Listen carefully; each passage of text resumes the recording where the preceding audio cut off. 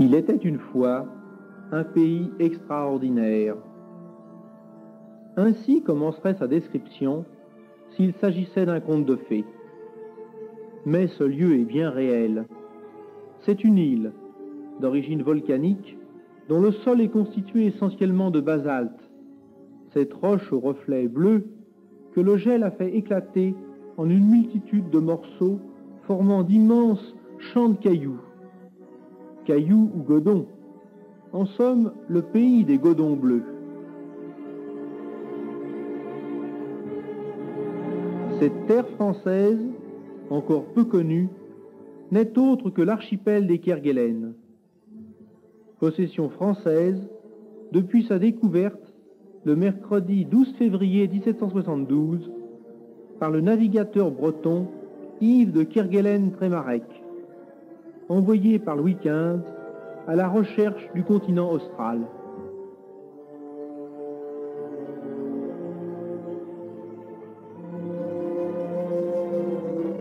Cet archipel se trouve autour de 49 degrés de latitude sud, par 70 degrés de longitude est, entre Madagascar et l'Australie, à la limite des océans Indien et Antarctique.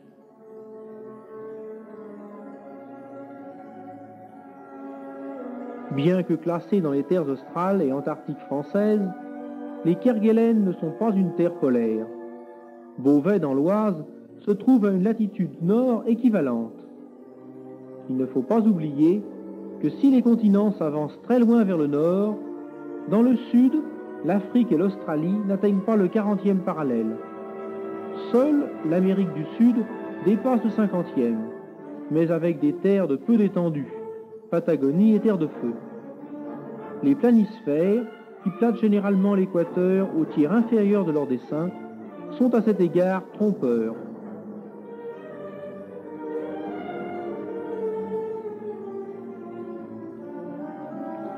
L'archipel des Kerguelen comprend plusieurs centaines d'îlots et une île principale de forme grossièrement triangulaire d'une superficie d'environ 6000 km², soit sensiblement celle de la Corse.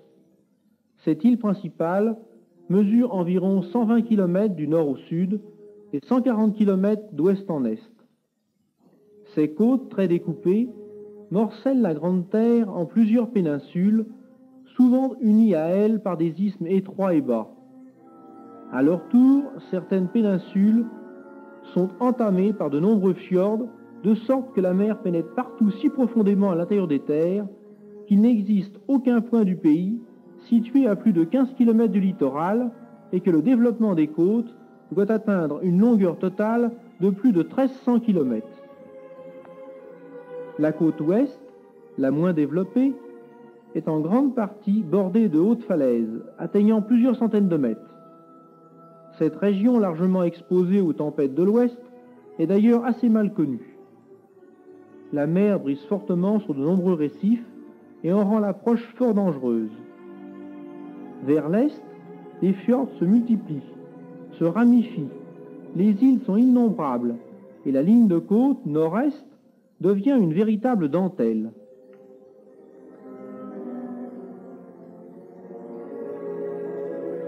L'ensemble du pays est volcanique et présente un relief tourmenté. Dans l'ouest se situe une grande arête de glace, le glacier Cook. Quelques autres glaciers existent dans le sud, notamment dans le massif du mont Ross, qui culmine à 1960 mètres.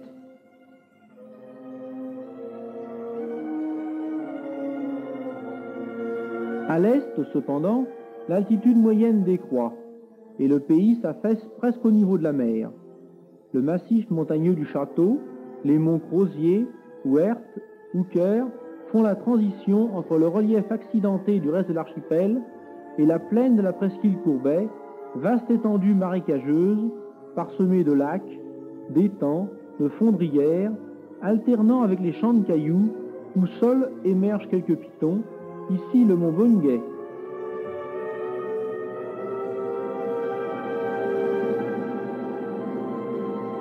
La capitale administrative actuelle, Port-au-Français, se trouve au fond d'une grande baie assez fermée et encombrée d'îles, la baie du Morbihan, située au sud-est de la Grande Terre.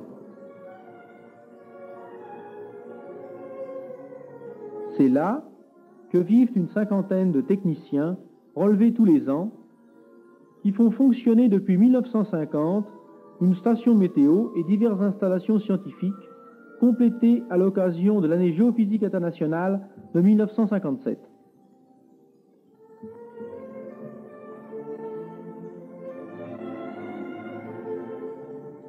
Ces terres lointaines, que le capitaine Cook avait baptisées îles de la Désolation, lors de son voyage de 1776, n'ont jamais eu d'autochtones, mais sont par excellence le domaine des oiseaux de mer.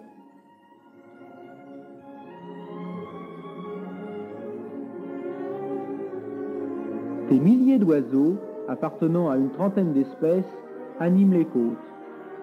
Les uns sont sédentaires, d'autres migrateurs. Certains sont connus dans nos régions, comme les mouettes représentées par le goéland dominicain ou le cormoran, cousin du cormoran de Bretagne, qui niche en colonie sur les côtes rocheuses. Entièrement noirs ou plus souvent avec un plastron blanc, ils courent sur l'eau avant de prendre leur vol.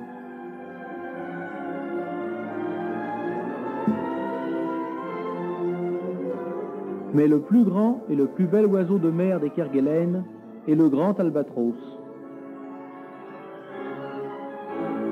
Maître incontesté des immenses étendues, admirable utilisateur du vent, ce magnifique oiseau, dont l'envergure peut dépasser 3 mètres, parcourt en vol plané des distances considérables. Mais pour s'envoler, il lui faut prendre de la vitesse en courant face au vent, tandis que ses ailes battent l'air à grands coups. Cette nécessité de décoller face au vent permet de l'attraper assez facilement.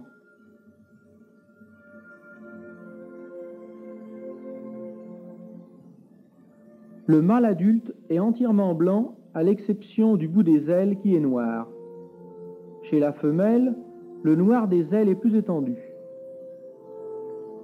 L'albatros choisit pour nicher les étendues plus ou moins plates recouvertes d'acénat. L'œuf unique est pondu en décembre-janvier, le poussin éclot à la fin février ou au début mars. C'est une boule de duvet blanchâtre qui sera couvée plusieurs semaines par ses parents. Plus tard, ceux-ci le laissent seul et ne reviennent que pour le nourrir. À 8 ou 10 semaines, le jeune est gros comme une oie. Mais ce n'est qu'en novembre ou décembre, donc à 9 mois, que le jeune, ayant acquis son plumage complet, peut s'envoler.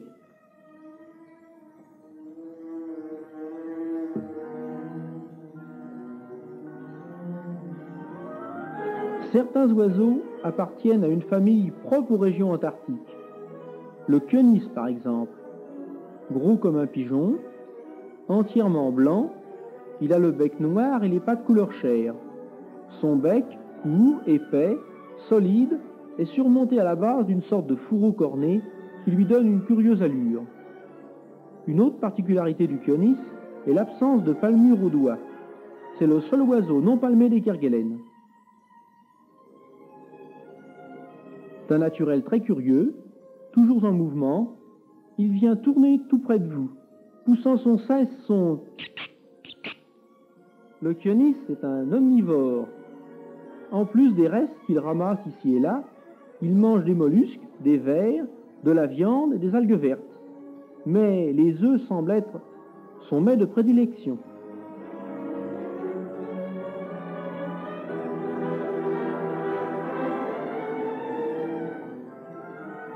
Du groupe des pétrels, 19 espèces sont signalées au Kerguelen.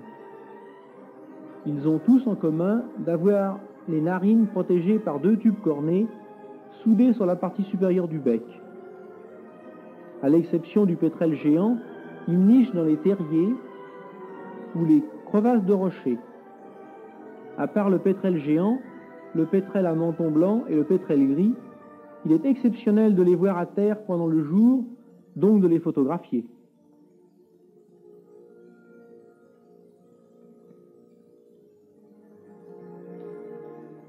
Calotte noire, manteau gris, ventre blanc, longue queue fourchue et bec pointu, Tels sont les sternes ou hirondelles de mer.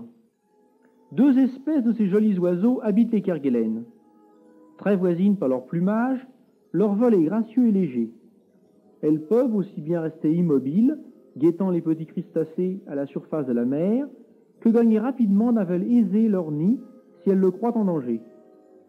À marée basse, c'est un fort joli spectacle qu'une bande de sternes pêchant au bord de la plage, montant, descendant, plongeant soudain pour attraper une proie, remontant à 1 ou 2 mètres au-dessus de l'eau, battant sans cesse des ailes à coups rapides.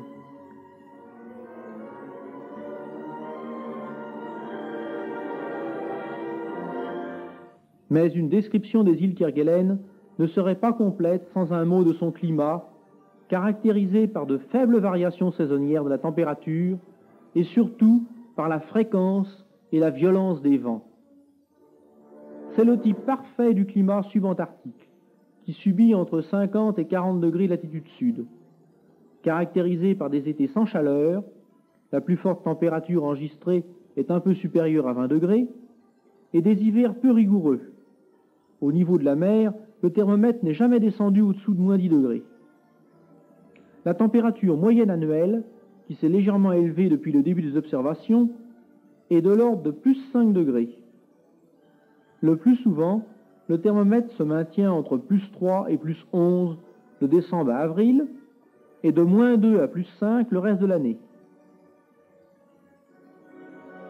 Par contre, un fait curieux est l'amplitude de la variation diurne, qui contraste avec l'uniformité des températures moyennes. Pendant les mois d'été, des sauts de température de 10 à 12 degrés au cours d'une même journée ne sont pas rares.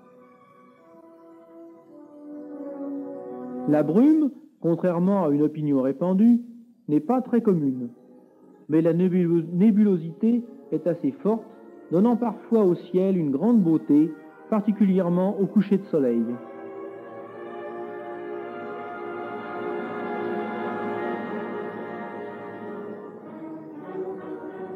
Les précipitations sont importantes et régulièrement réparties au long de l'année.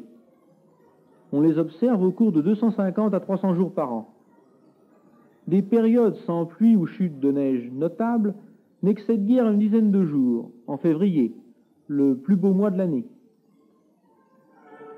On a pu dire qu'on ne voyait pas au Kerguelen de jours sans pluie, mais qu'il n'y avait pas non plus de journées sans soleil.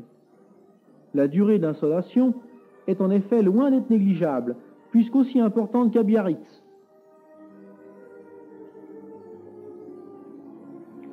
La nuit, le ciel est généralement clair et étoilé, permettant d'apercevoir quelquefois des aurores australes.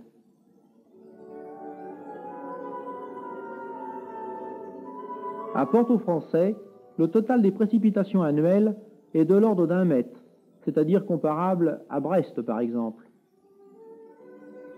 Ces précipitations se présentent assez souvent sous forme de chutes de neige, mais l'enneigement total à partir du bord de la mer est rare et ne dure pas plus d'une semaine.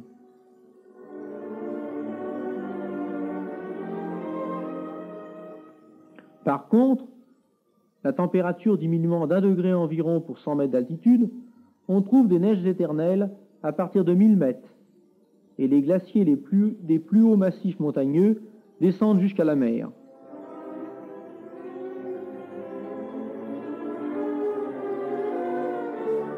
La région subantarctique correspond à une zone dépressionnaire où les perturbations du front polaire, coïncidant sensiblement avec la convergence antarctique, s'y succèdent de l'ouest à l'est à une cadence élevée.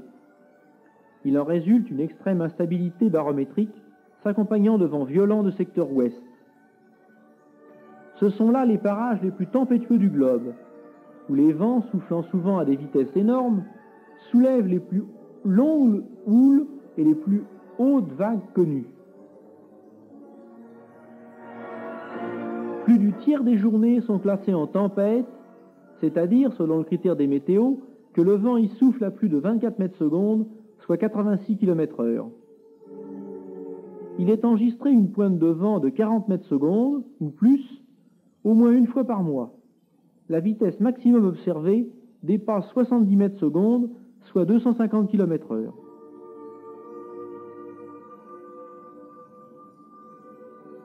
Dans un tel pays, sous un tel climat, aucun arbre ne peut pousser, et les zones tourbeuses deviennent facilement des bourbiers.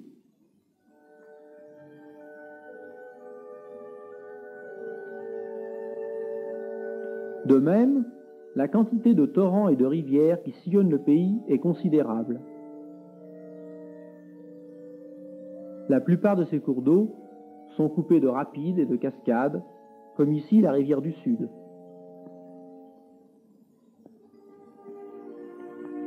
Certaines rivières, cependant, sont plus calmes, telle la rivière du Château. Née dans le massif du même nom, à partir d'un petit névé, elle traverse un cirque où les eaux de ruissellement, que l'on voit scintiller par beau temps sur le flanc des montagnes environnantes, viennent augmenter son débit. Après quelques kilomètres en terrain accidenté, elle coule à travers la plaine de la presqu'île Courbet, s'y étale et débouche en mer, comme la rivière du Sud, par un estuaire parsemé de bancs de sable.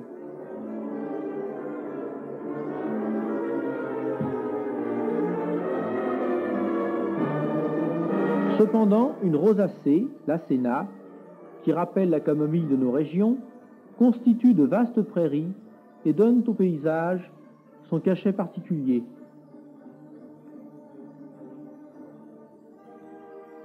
Dans les vallées abritées, cette plante peut atteindre, à la belle saison, jusqu'à 40 cm de hauteur. On connaît ainsi, au Kerguelen, une trentaine de plantes à fleurs et environ 160 espèces de mousses, lichens, fougères. La Sénat est la nourriture de base des lapins pendant l'été. Les lapins, ce fléau des Kerguelen, des millions de sujets qui peuplent actuellement une grande partie de l'île principale, descendent des quelques couples débarqués en 1874 du navire anglais Volage pour fournir un secours aux naufragés fréquents à cette époque. Dévastateurs nés, les lapins ont fait disparaître en quelques décades les célèbres choux des Kerguelen, plantes au goût âcre, mais providence des chasseurs de phoques d'autrefois, à cause de ses propriétés antiscorbutiques. Le contraste est frappant entre la flore terrestre assez pauvre et la végétation sous-marine d'une rare exubérance, au point d'être une gêne pour la navigation. De puissantes algues s'accrochent à tous les rivages rocheux et leurs larges frondes ondulent gracieusement sous l'effet de la houle. Cette prolifération d'algues s'étend loin des rives où d'immenses prairies de laminaires, longues parfois de plusieurs dizaines de mètres, encombrent toutes les baies et même les côtes extérieures.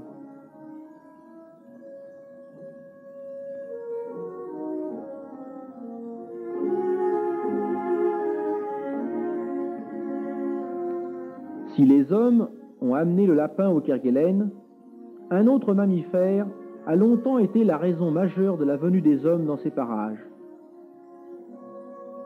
Il s'agit de l'éléphant de mer, un des plus gros phoques connus, dont le nom scientifique est Mironga leonina. Les éléphants de mer passent l'hiver au large, mais en octobre, ils regagnent la terre, où les femelles ne tardent pas à mettre bas. Les jeunes sont des animaux très sympathiques.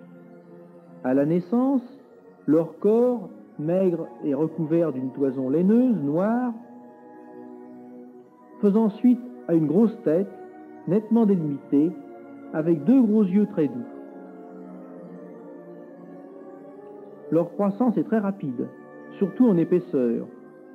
Au bout de quelques semaines, ils ont la forme d'un tonneau. Ils ont des attitudes comiques. On peut les voir couchés sur le côté, se gratter nonchalamment le museau avec une de leurs pattes, ou bien s'endormir les pattes croisées sur le ventre. Au bout de 10 à 15 jours, ils commencent à perdre leur fourrure laineuse et prennent, en 3 ou 4 semaines, un poil gris plus court et moins fourni. Les phoques n'ont pas d'oreilles externes, ce qui les distingue des otaries.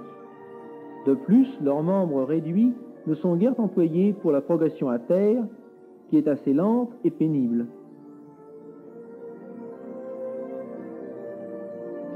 Les vieux mâles peuvent dépasser 5 mètres de long. Leur tête est prolongée par une trompe qui se gonfle quand l'animal est en colère. C'est vraisemblablement à la présence de cet appendice qu'ils doivent leur nom d'éléphant.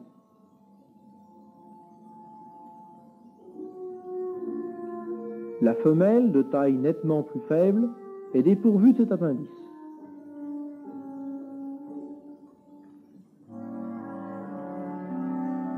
En arrivant à terre, les mâles prennent possession d'un groupe de femelles, allant jusqu'à 40, qui constituent leur harem. Si un jeune mâle s'approche, le vieux mâle qui somnole se redresse, rugit, gonfle sa trompe et charge l'intrus avec furie.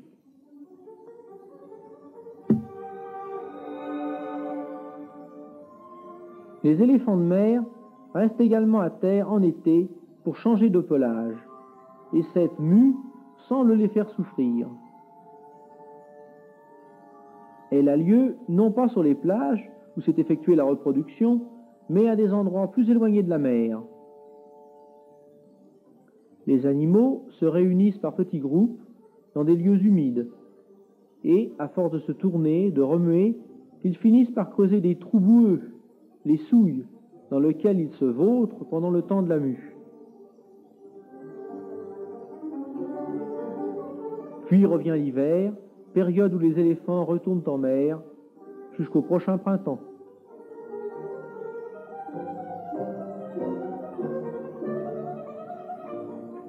Les éléphants de mer ne sont pas les seuls animaux à fréquenter régulièrement les Kerguelen. Les manchots viennent également s'y reposer et s'y reproduire.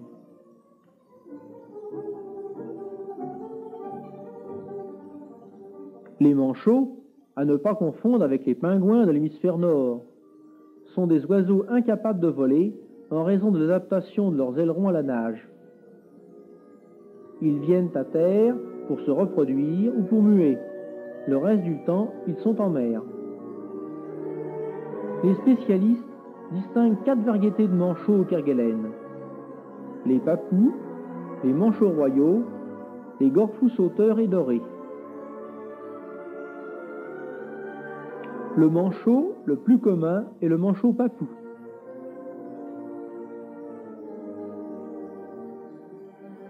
Son plumage blanc et noir est égayé par une tache blanche en arrière des yeux et quelques plumes blanches à la nuque. Ses pattes sont noires, la taille de l'adulte est de l'ordre de 60 cm. Les papous nichent à 200 ou 300 mètres de la mer, dans des prairies d'acéna, par groupe de l'ordre d'une centaine.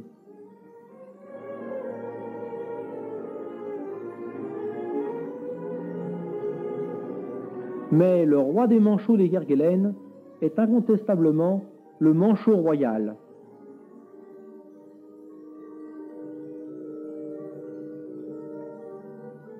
Par sa taille, 80 cm, il vient aussitôt après le manchot empereur du continent antarctique, auquel il ressemble par sa coloration.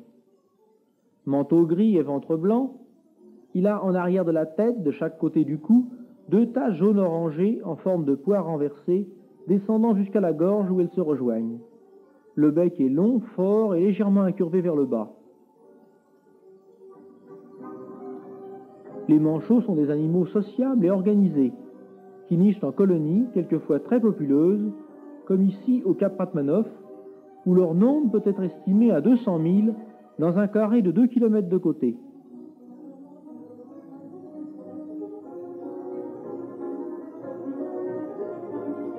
Dans de tels rassemblements, appelés roqueries, la garde des jeunes de moins d'1 an, reconnaissables à leur duvet blanc, est confiée à quelques jardinières de manchots, pendant que les adultes vaquent à leurs occupations,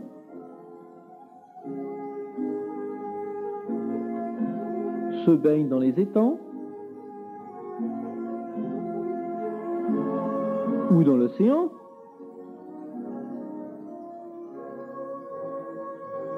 discutent par groupe, sans se soucier des éléphants de mer. Vraiment, ce pays des Godons bleus est un pays extraordinaire.